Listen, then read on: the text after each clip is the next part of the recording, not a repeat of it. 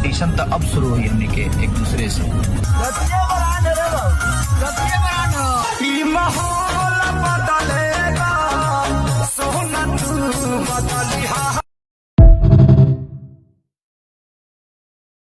आपके सामने एक बड़ा सा गोल व्हील है। हाँ, है। व्हील के साइड में एक रेड बटन है। दबा दिया, आगे बोलो। नहीं दबाना था। हाँ? कहता नहीं कि मेला लगे वाला बा, माल पटा के देवे हमरा के, खर्चा करे। भाई हमार तू भैया तारा बैठल बानी, मगर ही न तो बुझिया खूब तारा माल पर ध्यान बा, समझ गइलो।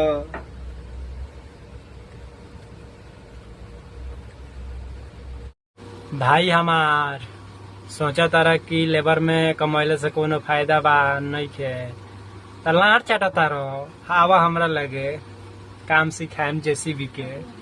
कुत्तन के झुंड लेके शेर बने की कोशिश मत कर।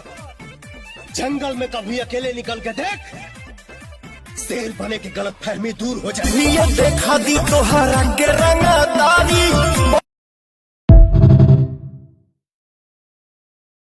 हम ना करें बिया से बियाह न करबे ते तो तेरा तोर बापो करी हम बियाह। हम तैयार बानी।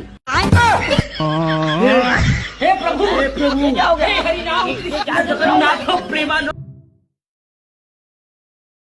गर्लफ्रेंड तो भगवान देहले ना, पर सकल ऐसा देहले कि जे देखेला उहे कहेला। ई पक्का 2-4 गो रखले होई।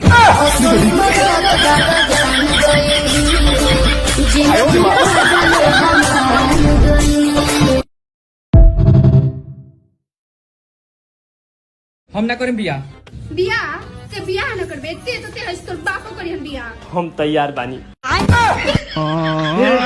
हे प्रभु जाओगे हरि नाम जगन्नाथ प्रेमानंद।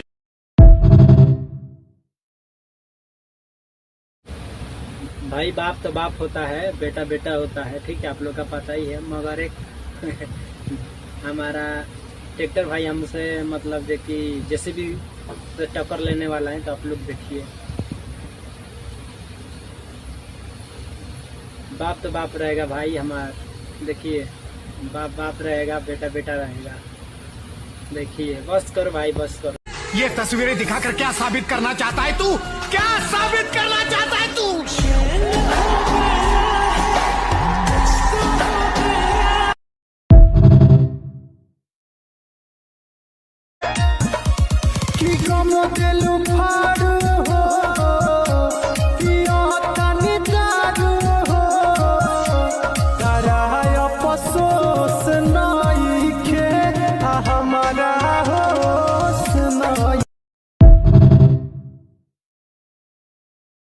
देखी भैया, हम समझ गल बानी कि पढ़ाई लिखाई कैला से झाटो ना उठे, तो वही से जाता नहीं हम दिल्ली कमा के लिए 2.5 लाख रुपया घूस दे के डायरेक्टर बन जाए IAS।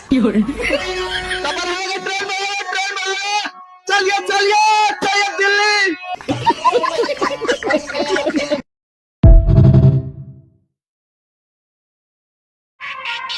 छोड़